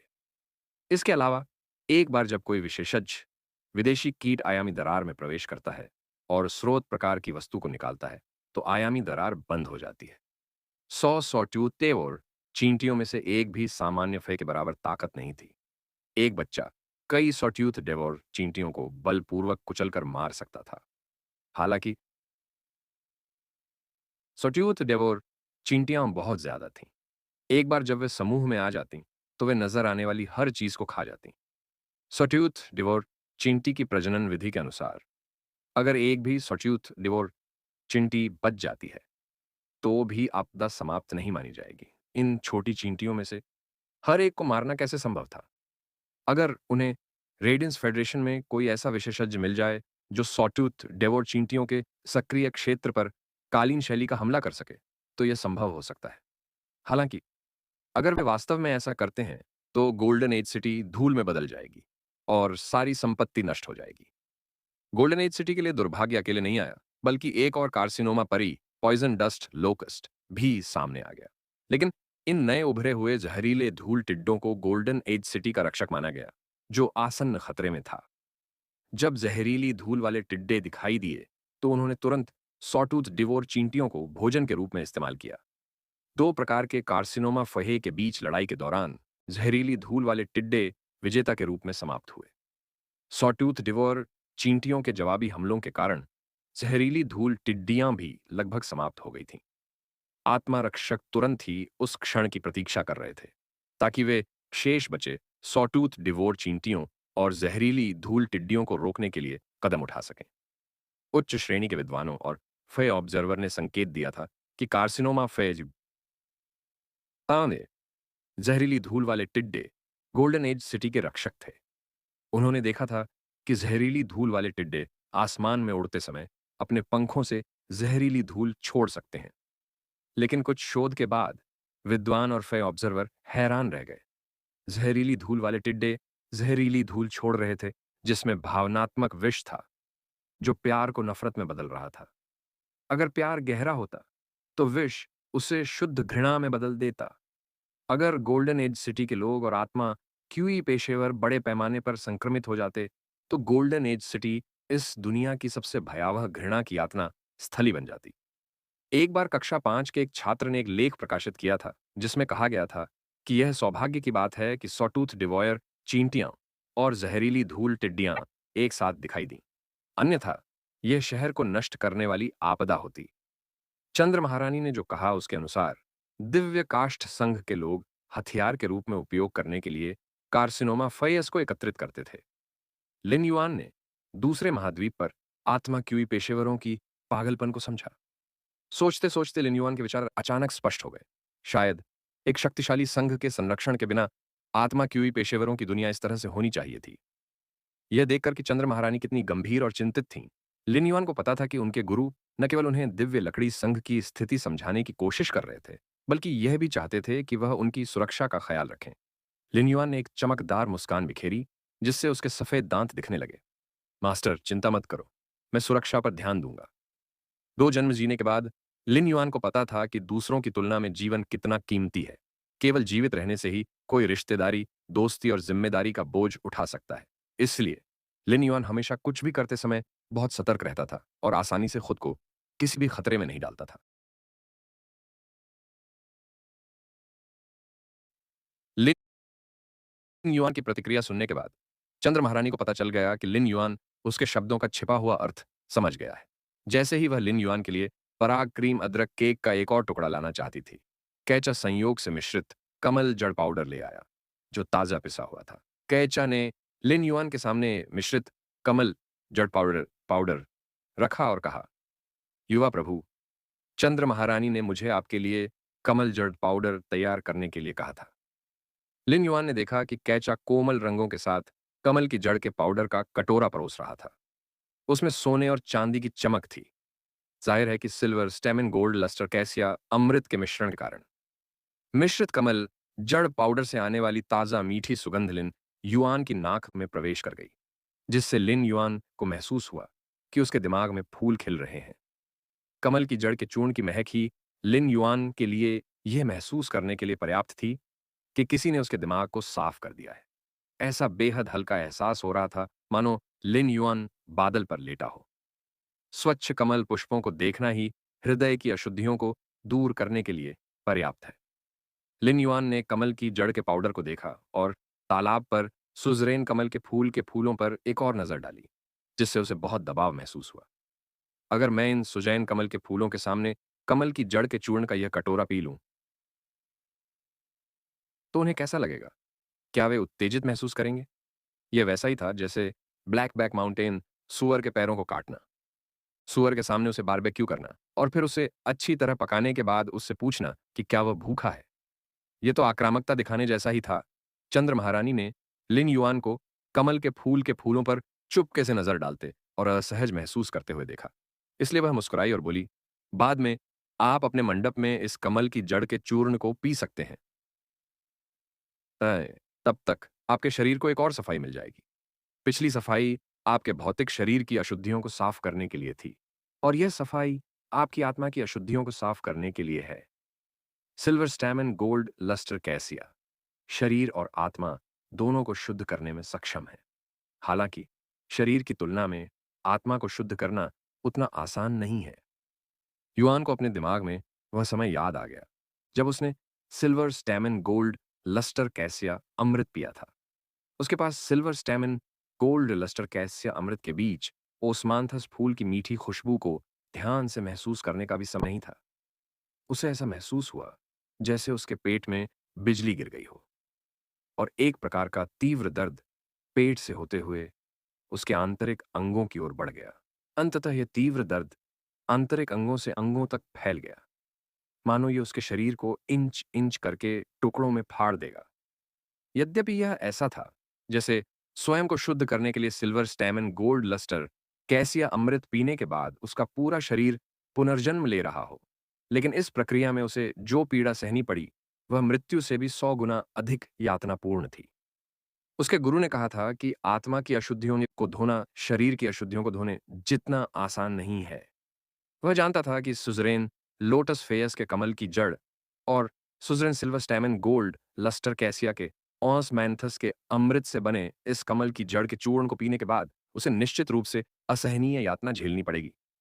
लिन युआन के पास आत्मा को समझने का कोई तरीका नहीं था, और आत्मा की अशुद्धियों को धोने के बाद क्या होगा यह भी नहीं पता था। वह इसके लिए बहुत उत्सुक था। चंद्र महारानी ने शीचा को, जो अपने पास मिश्रित कमल जड़ पाउडर ले जा रही थी, निर्देश दिया, कमल जड़ पाउडर के इस कटोरे को पहले लिटिल युआन के पास ले जाओ और फिर पानी को गर्म झरने में डाल दो। शी चा ने जवाब दिया और भीतरी महल से पीछे हटने से पहले झुककर प्रणाम किया। वह जल्दी से लिन युआन की मदद करने के लिए चली गई और उस मंडप में गर्म पानी का झरना स्थापित किया। चंद्र महारानी ने लिन युआन को दिव्य लकड़ी संघ के बारे में कुछ गुप्त कहानियां सुनाई। फिर यह देखकर कि लगभग समय था, लिन युआन ने रेडिएंट मून पैलेस के आंतरिक महल को छोड़ दिया और उस मंडप की ओर चला गया जहां वह आम तौर पर रहता था। रेडिएंट मून पैलेस के बाहर कई दुर्लभ परी पक्षी थे, जो सभी इस प्रकार इधर उधर दौड़ रहे थे जैसे कि वे लीनिंग मून माउंटेन पर स्वतंत्र रूप से घूम रहे हों। इस समय अनेक दुर्लभ परीगण दीप्तिमान चंद्र महल के बाहर बेरोकटोक खेल कूद रहे थे। हालांकि लिन युआन के पास हमेशा की तरह आसपास के दृश्यों को देखने का दिल नहीं था। उसने मीठी यातना के एक नए दौर को सहने की तैयारी में अपने पेट को अपने हाथ से ढक लिया। जब लिन युआन उस मंडप के प्रवेश द्वार पर गया जहां वह रहता था, तो उसने देखा कि एक गिलहरी अपने शरीर के आधे आकार के अखरोट को पकड़े हुए थी और वह उसे काफी देर तक खटखटाती रही, लेकिन फिर भी अखरोट का खोल नहीं टूटा। उसी समय लिन युआन की दृष्टि रेखा और उसकी दृष्टि रेखा एक दूसरे से टकराई। लिन युआन ने गिलहरी को देखा और तुरंत पहचान लिया। यह healing type pine needle spring return चूहा था। यह विशाल अखरोट एक गोल्ड आयरन पाइन था जिसे लीनिंग मून माउंटेन पर लगाया गया था। यह पाइन नीडल स्प्रिंग रिटर्न चूहा केवल एक सिल्वर फे था, इसलिए यह स्पष्ट रूप से इस पाइन नट को नहीं तोड़ सकता था। पाइन नीडल स्प्रिंग रिटर्न चूहा बहुत ही मानवीय था तथा कृंतकों के बीच उसकी बुद्धि बहुत अधिक थी। जब उसने लिन युआन को अपना पेट रगड़ते और उसके हाथों में विशाल पाइन नट को देखते हुए देखा, फाइन नीडल स्प्रिंग रिटर्न चूहे ने कुछ अनिच्छा से पाइन नट को अपनी बड़ी रोयंदार पूंछ पर रगड़ा। फिर उसने लिन युआन के हाथ की ओर देखा जो उसके पेट को ढक रहा था, और उसने इस विशाल पाइन नट को उठा लिया। फिर अपने पैरों पर दौड़कर खड़ा हो गया और पाइन नट को उठा लिया। इसमें कुछ ऐसा लिखा था, मैंने तुम्हें अपना पेट सहलाते हुए देखा और तुम बहुत भूखे लग रहे हो। मैं तुम्हें यह खजाना खाने को दूंगा। लिन युआन ने उकड़ू बैठकर पाइन नीडल स्प्रिंग रिटर्न चूहे से पाइन नट ले लिया। उसने पहले भी उसकी हरकतें साफ देखी थीं। जाहिर है कि वह उसे बुरी तरह खाना चाहता था, लेकिन जब उसने देखा कि वह अपना पेट सहला रहा है, तो उसने पाइन नट उसके साथ बांट लिया। वह समझ गया कि इस स्थिति का एक बड़ा कारण यह था कि लीनिंग मून माउंटेन पर बहुत सारा भोजन था। हालांकि उसे यह स्वीकार करना पड़ा कि pine needle spring return right ने उसके दिल को खुश कर दिया था। लिन युआन को पाइन नट लेते देख पाइन नीडल स्प्रिंग रिटर्न चूहा पीछे मुड़ा और दूर भाग गया। उसका इरादा लीनिंग मून माउंटेन पर खाने के लिए कुछ नट्स ढूंढना था। लिन युआन ने अपनी आस्तीन पर लगे एम्बर बटन के आकार के स्रोत रेत को बारीक रेत के एक छोटे से कण में बदल दिया, जिसने बलपूर्वक पाइन नट के खोल को टुकड़ों में कुचल दिया। उसने इस विशाल पाइन नट को लिया और pine needle spring return rate की ओर दौड़ा और फिर उसे जोर से फेंक दिया। Pine needle spring return right को तुरंत ही ऐसा लगा कि कोई चीज उसकी गोद में गिर गई है। वह थोड़ा उलझन में था। उसने अपना आयरन पाइन तो दे दिया था, लेकिन अब वह पाइन नट कर्नेल क्यों था? जब वह पलटा तो उसने पाया कि उसके पीछे कोई नहीं। लिन युआन पहले ही मंडप में प्रवेश कर चुका था। शीचा प्रवेश द्वार पर उसकी वापसी का इंतजार कर रहा था। जब उसने उसे अंदर आते देखा तो शीचा ने जल्दी से सिर झुकाया और कहा, युवा प्रभु, गर्म पानी का झरना तैयार है। मैंने इसमें कुछ मॉर्निंग लोटस क्लियर ड्यू भी मिलाया है, जो गर्म पानी के झरने में आपकी आत्मा को धोने में मदद कर सकता है और आपकी आत्मा पर मौजूद अशुद्धियों को दूर करते हुए आपके मन को शांत कर सकता है। लिन युआन के मुंह के कोने फड़कने से बच नहीं सके। आत्मा पर लगी अशुद्धियों को धोना कितना दर्दनाक था। मॉर्निंग लोटस क्लियर ड्यू सुबह के सूरज के आने पर उच्च श्रेणी के लोटस फेये के कमल के पत्तों से संघनित ओस थी। मन को शांत करने वाला प्रभाव शारीरिक सर्जरी के एनेस्थेटिक के बराबर था। शीचा के चले जाने के बाद लिन युआन मिश्रित कमल जड़ पाउडर का कटोरा लेकर गया, जिसमें suzerain silver stamen gold lustre cassia अमृत था, और उसे पीकर गर्म पानी के झरने में प्रवेश किया। कमल की जड़ का चूर्ण उसके मुंह में जाते ही उसे एक मादक आनंद का एहसास हुआ। यह उसके पेट में गर्म और बहुत आरामदायक महसूस हुआ, और यह आरामदायक एहसास उसके पेट से उसके आंतरिक अंगों तक और फिर अंत में उसके अंगों तक फैल गया। लिन युआन थोड़ा उलझन में पड़ गया। क्या यह आरामदायक नहीं था? यह आरामदायक एहसास वाकई बहुत अच्छा था। जैसे ही यह सुखद एहसास उसके मस्तिष्क में उभरा, उसे अचानक लगा कि वह क्रेजी डेव में बदल गया है और लाशों की एक विशाल लहर उसके मस्तिष्क को पागलों की तरह कुतर रही है। ऐसा एहसास वैसा नहीं था जैसा किसी को तब होता जब उसका सिर फट जाता या खोपड़ी टूट जाती, बल्कि यह उसके मस्तिष्क के सबसे गहरे हिस्से में चुभने वाला दर्द था। ऐसा लग रहा था जैसे उसे मथकर चूर चूर कर दिया गया हो। तीव्र चुभन वाले दर्द के कारण लिन युआन दर्द के विशिष्ट स्थान को पहचानने में असमर्थ था, इसलिए वह इसे सहने के लिए केवल अपने दांत पीस सकता था। दर्द ने उसकी सारी नसों पर कब्जा कर लिया, जिससे वह गर्म पानी के झरने में चिल्ला भी नहीं पाया। लिन युआन केवल अपने दिमाग को खाली कर सकता था ताकि वह अपने दिमाग के सबसे गहरे हिस्से में दर्दनाक सनसनी को निष्क्रिय रूप से महसूस कर सके। उस क्षण, इस अत्यधिक पीड़ा के तहत, लिन युआन ने आत्मा की दुनिया को देखा था, जिसकी झलक उसने अपने मन के सबसे गहरे हिस्से से कभी नहीं देखी थी। उन्होंने वहां केवल दो धुंधली भ्रामक आकृतियां देखीं, जिनके सतह पर काले भूरे रंग के टुकड़े लगातार तैर रहे थे तथा उन्हें अलग कर दिया गया था। जैसे जैसे ये टुकड़े अलग होते गए, दोनों धुंधली भ्रामक आकृतियां अधिकाधिक पारदर्शी और ठोस होती गईं। जब लिन युआन ने महसूस किया कि इन दो भ्रामक आकृतियों से काले और भूरे रंग के टुकड़े अलग हो रहे हैं, तो उसे लगा कि उसके मन में उसके पिछले जीवन और वर्तमान जीवन की यादें और भी स्पष्ट हो गई हैं। यहां तक कि वे टुकड़े भी, जो वर्षों में अचानक खो गए थे, उसकी आंखों के सामने स्पष्ट रूप से दिखाई देने लगे। लिन युआन के दिमाग में यह एक घूमने वाले दरवाजे की तरह था। वह फिर से उसी रास्ते पर चल पड़ा जिस पर वह अपने दो जीवन कालों में चला था। जैसे ही उसने ऐसा करना समाप्त किया, उसे महसूस हुआ कि उसके मन की गहराई अचानक पहले से कहीं अधिक स्पष्ट हो गई। स्पष्टता की इस भावना ने उसे केवल यह महसूस कराया कि दुनिया की हर चीज को देखना ताजगी भरा हो गया है और उसकी सोच स्पष्ट हो गई है। लेकिन पहले के तीव्र दर्द के कारण लिन युआन काफी समय पहले ही पूरी तरह से थक चुका था और अब उसमें हिलने की भी ताकत नहीं थी। रेडियंट मून पैलेस के आंतरिक महल में, कमल के तालाब में, कमल के फूल वास्तव में सुजरेन तक पहुंच चुके थे। तभी उन्हें एक इच्छा शक्ति ऋण का बोध हुआ और वे अपनी नींद से जाग गए। इस समय उनकी कमल की जड़ें कटी हुई थीं, जो उनकी नींव को प्रभावित करती थीं। चंद्र महारानी वर्तमान में कमल के तालाब में गहरे हरे रंग के स्पिरिट द्रव की एक बोतल डाल रही थीं। जैसे ही यह कमल के तालाब में प्रवेश किया, कमल के फूल, जिनकी जड़ें अभी-अभी कटी थीं, ने तुरंत गहरे हरे रंग के स्पिरिट द्रव में ऊर्जा को अवशोषित कर लिया और अपनी क्षतिग्रस्त जड़ों को फिर से भर लिया। चंद्र महारानी, आपके निर्देशानुसार यंग लॉर्ड के मिश्रित कमल जड़ चूर्ण के कटोरे में कमल जड़ चूर्ण और silver stamen gold lustre cassia अमृत के हिस्से को दोगुना कर दिया गया है। जब श्री चा ने यह कहा, तो उसे समझ में नहीं आया कि ऐसा करने के पीछे चंद्र महारानी का क्या इरादा था। आत्मा शुद्धि का एक ही हिस्सा पर्याप्त था और इसकी दोगुनी मात्रा इसे बर्बाद करने के समान थी। भले ही चंद्र महारानी ने लिन युआन को बिगाड़ दिया हो, लेकिन ऐसी अच्छी चीजों को बर्बाद करना केवल दुख की बात थी। चंद्र महारानी ने ठंडे स्वर में उत्तर दिया, बहुत बढ़िया। यह अतिरिक्त हिस्सा लिटिल युआन को अपनी आत्मा को शुद्ध करने के बाद अपने शरीर की अत्यधिक ऊर्जा को तुरंत अपनी इष्टतम स्थिति में भरने की अनुमति देगा। साथ ही यह उसकी आत्मा में एक सुरक्षात्मक बाधा भी बना सकता है। शीचा ने चंद्र महारानी की बातें सुनने के बाद ज्यादा कुछ नहीं कहा, क्योंकि वह समझ गई थी कि चंद्र महारानी सिर्फ उनके युवा स्वामी को बिगाड़ नहीं रही थी।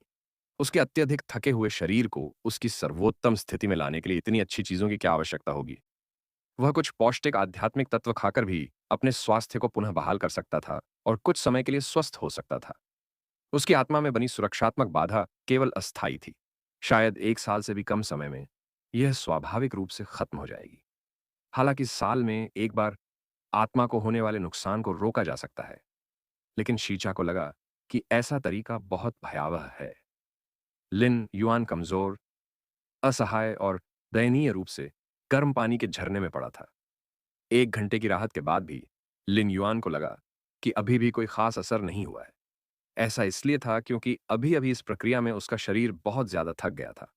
सौभाग्य से उसके पास अभी भी अपनी उंगलियां हिलाने की ताकत थी। लिन युआन ने silver stamen gold lustre cassia अमृत लिया, जो उसके मालिक ने उसे डायमंड फेस स्टोरेज बॉक्स से दिया था। सौभाग्यवश उन्होंने silver stamen gold lustre cassia अमृत के बड़े जार को, जिसे बैरल कहा जा सकता है, 10-10 बूंदों के समूहों में विभाजित कर दिया था। अन्यथा यदि वह अब silver stamen gold lustre cassia अमृत का बड़ा जार निकालता, तो वह वास्तव में उसे हिला नहीं पाता, क्योंकि उसके पास केवल अपनी उंगलियों को हिलाने की ताकत थी। जब silver stamen gold lustre cassia अमृत की 10 बूंदों की एक छोटी बोतल उसके मुंह में गई, तो लिन युआन को जीवित महसूस हुआ। हालांकि silver stamen gold lustre cassia अमृत की इन 10 बूंदों को लेने के बावजूद उन्हें अभी भी महसूस हुआ कि उनका अतिभारित शरीर पूरी तरह से ठीक नहीं हुआ था, जिससे उन्हें थोड़ा आश्चर्य हुआ। यह जानना जरूरी था कि diamond silver, stamen gold, lustre cassia अमृत की प्रत्येक बूंद में प्रचुर मात्रा में ऊर्जा होती है। लिन युआन ने यह सोचने की हिम्मत नहीं की कि तीव्र दर्द ने उसकी कितनी ऊर्जा समाप्त कर दी थी। जब उसने अमृत की 10 बूंदें और पी लीं, तभी उसे महसूस हुआ कि उसके शरीर में जमा अतिरिक्त ऊर्जा अंततः पुनः भर गई है। जब लिन युआन ने उसकी आत्मा को देखने के लिए फिर से उसके मन की गहराई में प्रवेश करने की कोशिश की, तो उसने पाया कि वह ऐसा नहीं कर सकता, चाहे कुछ भी हो। लिन युआन ने अपने सिर के पीछे खुजलाया। सैद्धांतिक रूप से एक सामान्य व्यक्ति के पास केवल एक आत्मा होनी चाहिए, लेकिन उसके पास दो थीं। क्या हो रहा था? लिन युआन ने अपने आत्मा क्यूई कपड़े पहने और सीधे अपने गुरु के पास गया। फिर उसने ईथेरियल जेलीफिश के एक तंबू को मिस्टिक मून के लिए छोड़ दिया। कुछ समय बाद मिस्टिक मून इस टेंटिकल को दिव्य लकड़ी संघ में एक अधिक उपयुक्त स्थान पर ले जाएगा। उस समय वह दिव्य लकड़ी संघ के लिए एक अंतरिक्ष सुरंग खोल सकता था। लिन युआन ने तब रेडियंट मून पैलेस छोड़ दिया। जब वह silver stamen gold lustre cassia के बगल में महल के सामने चला गया, तो रक्त बीज की मां silver stamen gold lustre cassia के ऊपर से लिन युआन के कंधे पर कूद गई। रक्त बीज की मां अचानक यह देखकर आश्चर्यचकित हो गई कि लिन युआन उस समय से अलग था जब वह अंदर आया था। यद्यपि उनके स्वरूप में जरा सा भी परिवर्तन नहीं हुआ था, फिर भी उनकी प्राण ऊर्जा या आभा दूसरे स्तर पर पहुंच गई थी। इस तरह की आभा जो सामंजस्य और वास्तविकता की भावना देती है, ने रक्तबीज की मां को यह महसूस कराया कि भले ही वह उसे नहीं जानती और उसका पथ रक्षक नहीं है, लेकिन यह लिन युआन को एक अच्छा प्राकृतिक एहसास भी देगा। लिन युआन की प्राकृतिक और वास्तविक आभा के कारण फय के लिए उसके पास जाना बहुत आसान था। लीनिंग मून माउंटेन छोड़ने के बाद रक्तबीज की मां ने अपने मानव रूप में रूपांतरित होकर बादलों के पैटर्न वाला मुखौटा पहन लिया। लिन युआन ने भी अपने चेहरे पर राजसी आकाश शहर के पैटर्न के साथ उत्कीर्ण मुखौटा पहन लिया। रक्तबीज की मां की अजीब और अनोखी आवाज लिन युआन के कानों में गूंजी। क्या आप व्यक्तिगत रूप से listening heron chamber of commerce जा रहे हैं, क्योंकि उसे कुछ परेशानी का सामना करना पड़ा है? लिन युआन ने आश्चर्य से रक्तबीज की मां को देखा और पूछा, क्या तुमने रक्त कानून रून को नहीं समझा? तुम अभी भी मन को पढ़ना कैसे जानती हो? खून खराबे की मां ने लिन युआन पर नजर घुमाई और नाक भौं सिकोड़ते हुए सोचा, अगर सब कुछ ठीक रहा तो क्या तुम जैसे घरेलू व्यक्ति घर से बाहर निकलेंगे? अंतहीन जंगल की गहराई से लौटने के बाद तुम कितने समय से बाहर नहीं गए हो, बल्कि हवेली में ही रह रहे हो। लिन युआन पिछले कुछ दिनों से फोन पर लिसन के साथ संपर्क में था और जानता था कि listening heron chamber on of commerce को iron wall chamber on of commerce के दमन का सामना करना पड़ रहा था। Iron wall chamber of commerce की शुरुआत एक चैम्बर ऑफ कॉमर्स के रूप में हुई थी, लेकिन अब इसने अन्य क्षेत्रों में भी प्रवेश करना शुरू कर दिया है। पैमाने की दृष्टि से यह listening heron chamber of commerce से 10 गुना बड़ा था और इसे एक उभरता हुआ गुट माना जा सकता है। लिसन के अनुसार अपने उत्कर्ष काल में listening heron chamber on of commerce में केवल 2 राजा श्रेणी के विशेषज्ञ थे। हालांकि iron wall chamber on of commerce में 6 किंग क्लास विशेषज्ञ थे और उनमें से 2 शिखर किंग क्लास विशेषज्ञ थे। हालांकि छह थे। Listening heron chamber of commerce में अब एक भी किंग क्लास विशेषज्ञ नहीं था। Iron wall chamber of commerce के दमन के तहत मौत के दरवाजे पर खड़े होकर लिसन केवल संघर्ष कर सकता था। उसके पास वापस लड़ने के लिए कोई जगह नहीं थी। लिन युआन ने पहले लिसन को उन 2 कांस्य दोष रहित फे को कांस्य महाकाव्य फे में बढ़ावा देने में मदद की थी, जिसे listening heron chamber on of commerce को आपदा से बचने में मदद करने वाला माना गया था। भले ही listening heron chamber on of commerce ने इंडिगो एज्योर सिटी को छोड़ दिया था, लेकिन iron wall chamber on of commerce की अब उस पर पकड़ मजबूत थी। मैं देखूंगा कि listening heron chamber on of commerce अभी भी कैसे टिक सकता है। जब लिन युआन लिसन के साथ फोन पर था, तो वह स्पष्ट रूप से महसूस कर सकता था कि लिसन वर्तमान स्थिति में पूरी तरह से डटा हुआ था, लेकिन इस बात से इनकार नहीं किया जा सकता था कि वह बहुत प्रेरित था। चूंकि लिसन और listening heron chamber on commerce ने उसके प्रति निष्ठा व्यक्त की थी और लिसन ने इच्छा शक्ति ऋण के साथ शपथ ली थी, इसलिए लिन युआन को उनके लिए जिम्मेदार होना पड़ा। जल्द ही लिन युआन और mother of blood bath listening heron chamber of commerce के स्थान पर पहुंचे। उन्होंने केवल एक बड़ा सफेद घर देखा, जिसके चारों ओर बिना किसी सजावट के बस व्यवस्था की गई थी। समय समय पर listening heron chamber of commerce के कर्मचारियों को विभिन्न फीस स्टोरेज बॉक्सों को निकालते या उनमें सामान भरते देखा जा सकता था। फिर वे ऑस्ट्रिच लॉजिस्टिक्स के एक्सक्लूसिव कुरियर के माध्यम से ऑनलाइन सामान की आपूर्ति पूरी करते थे। Listening heron chamber of commerce के पास अब कोई ऑफलाइन संसाधन नहीं बचा था। Iron wall chamber of commerce ने व्यावसायिक प्रतिस्पर्धा उसके ऑफलाइन संसाधनों को निगल लिया था। सौभाग्य से listening heron chamber of commerce के पास कई ऑनलाइन संसाधन थे और iron wall chamber of commerce कुछ समय तक इस बारे में कुछ नहीं कर सका। उस समय लिन युआन ने दो कर्मचारियों को फुसफुसाते हुए सुना जो फे स्टोरेज बॉक्स को स्थानांतरित करने के लिए बाहर आए थे। बूढ़े जाओ, क्या आपको लगता है कि हम इन मुश्किल समय से निकल पाएंगे? Iron wall chamber of commerce आक्रामक है। ऐसा लगता है कि यह अपने लक्ष्य तक पहुंचने तक हार नहीं मानेगा। हम बस अपना काम अच्छे से करेंगे। वैसे भी हम मदद नहीं कर सकते। मुझे लगता है कि राष्ट्रपति के पास कोई समाधान होगा। क्या iron wall chamber of commerce से कोई आपको लुभाने आया है? Iron wall chamber of commerce के वे कमीने मेरे पास कई बार आए, लेकिन मैंने मना कर दिया। अपने जीवन का आधा हिस्सा यही काम किया है। पुराने अध्यक्ष और युवा अध्यक्ष मेरे प्रति दयालु रहे हैं। मैं iron wall chamber of commerce में नहीं जाऊंगा, चाहे वे मुझे कितना भी पैसा दें। दोनों कर्मचारियों की बातचीत सुनकर लिन युआन के पास खड़ी खून खराबे की मां ने थोड़ा आश्चर्य से कहा, ये कर्मचारी काफी वफादार हैं। लिन युआन ने अपना सिर हिलाया। Iron wall chamber of commerce ने लिसनिंग ऑफ कॉमर्स के साधारण कर्मचारियों को भी अपने साथ मिला लिया है। इसलिए मेरा अनुमान है कि जो लोग अभी भी यहाँ हैं वे लोग होने चाहिए जो यहाँ से जाने के लिए तैयार नहीं हैं या जिनका कोई अन्य उद्देश्य है। रक्तबीज की जननी ने थोड़ा सा मुंह सिकोड़ा। जासूस? लिन युआन की अभिव्यक्ति डूब गई।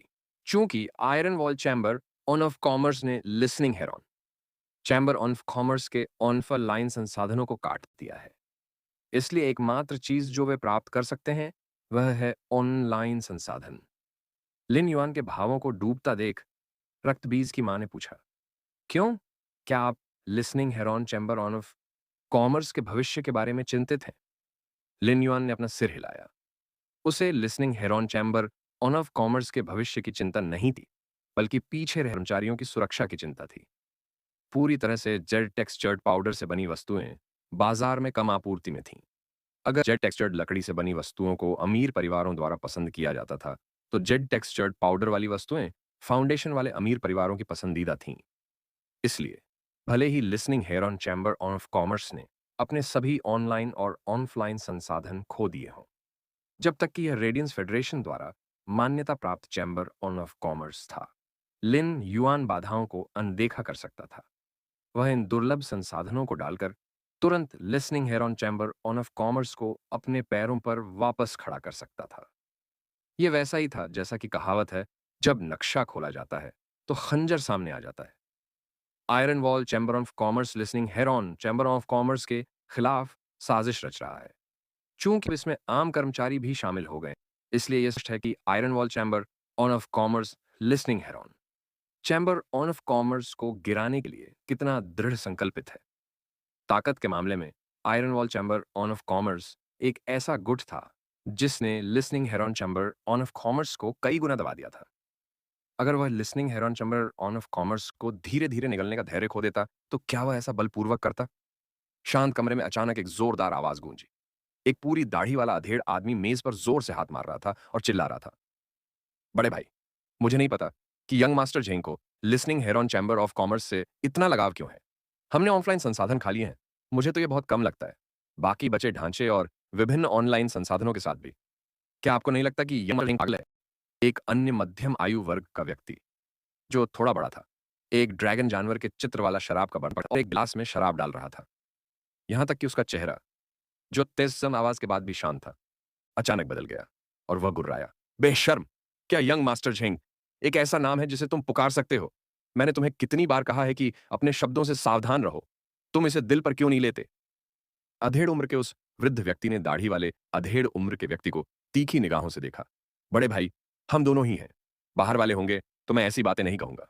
अधेड़ उम्र के बुजुर्ग ने एक बार फिर गुर्राते हुए कहा, जब हम दोनों ही हों तो आपको ज्यादा सावधान रहना चाहिए, वरना अगर ऐसी बातें कहने की आदत बन गई और बात गई, तो क्या हमरन वॉल चैम्बर ऑफ कॉमर्स अभी भी यंग मास्टर झेंग से संसाधन प्राप्त कर पाएगा? दाढ़ी वाले अधेड़ ने इस तथ्य को स्वीकार किया और फिर आक्रोश से कहा, बड़े भाई, listening heron chamber on of commerce कमजोर है। उसके पास कुछ भी नहीं है और उसे पचाना बहुत मुश्किल है। हम इतना परेशान क्यों हैं? हम अंत तक क्यों नहीं जाते और इसे साफ सुथरा खत्म कर देते हैं, ताकि हमारे लिए इस मामले की रिपोर्ट करना आसान हो जाए। इस दाढ़ी वाले अधेड़ उम्र के आदमी का चेहरा बहुत ही खराब था। वह बिल्कुल पहाड़ों में रहने वाले एक छोटे से अंधे भालू जैसा था, जो आधे महीने से भूखा था और शिकार करने के लिए आतुर था। अधेड़ उम्र का वह व्यक्ति शांति से अपनी मजबूत शराब का गिलास पी रहा था और ड्रैगन जानवर के पैटर्न वाला शराब का बर्तन उठाकर ध्यान से उसे चख रहा था। उन्होंने बिना किसी हड़बड़ी के कहा, बल का प्रयोग तो करना ही होगा, लेकिन अभी नहीं। हमेशा बल प्रयोग के बारे में मत सोचो। अपने दिमाग का ज्यादा इस्तेमाल करो। ऐसी बहुत सी चीजें हैं जो तुम्हें सीखनी चाहिए। दाढ़ी वाला अधेड़ व्यक्ति आगे बढ़ा, मेज पर रखा शराब का गिलास उठाया, उसे अधेड़ उम्र के व्यक्ति के सामने रख दिया और बोला, मुझे भी प्यास लगी है, मुझे भी थोड़ी सी पिलाओ। वृद्ध अधेड़ व्यक्ति ने शराब का बर्तन लिया और अपने भाई के लिए एक गिलास में तीखी शराब डाली और शराब डालते हुए कहा, क्या तुम्हें यह जानने की उत्सुकता नहीं है कि युवा मास्टर झिंग listening heron chamber of commerce में इतना प्रयास क्यों कर रहे हैं, जिस पर मेरी और तुम्हारी भी नजर नहीं है? बोलते समय उस अधेड़ उम्र के व्यक्ति की आंखें हल्की चमक उठीं और उसकी आंखों में एक योजना बनाने वाली निगाह चमक उठी। उसी समय दरवाजे पर दस्तक हुई, जिसके बाद दरवाजे पर खड़ा आदमी चिल्लाया, राष्ट्रपति, दूसरे राष्ट्रपति, एल्डर फई की खबर आ गई है। दाढ़ी वाले अधेड़ व्यक्ति ने जवाब दिया, इसे अंदर ले आओ। प्रसाद देने आया व्यक्ति एक कागज का लिफाफा देकर तुरंत चला। अधेड़ उम्र के बुजुर्ग व्यक्ति ने कागज का लिफाफा लिया, उसे खोला और उसके चेहरे पर संतुष्टि के भाव उभर आए। दाढ़ी वाले अधेड़ व्यक्ति ने अपना चेहरा ऊपर किया, पाठ को देखा और कहा, बड़े भाई, क्या यह listening heron chamber of commerce के ऑनलाइन संसाधन है? अधेड़ उम्र के उस बुजुर्ग व्यक्ति ने कागज के इस पत्र को मेज पर पटक दिया और कहा, अब मैं देखूंगा कि listening heron chamber on of commerce अब भी कैसे टिक पाता है।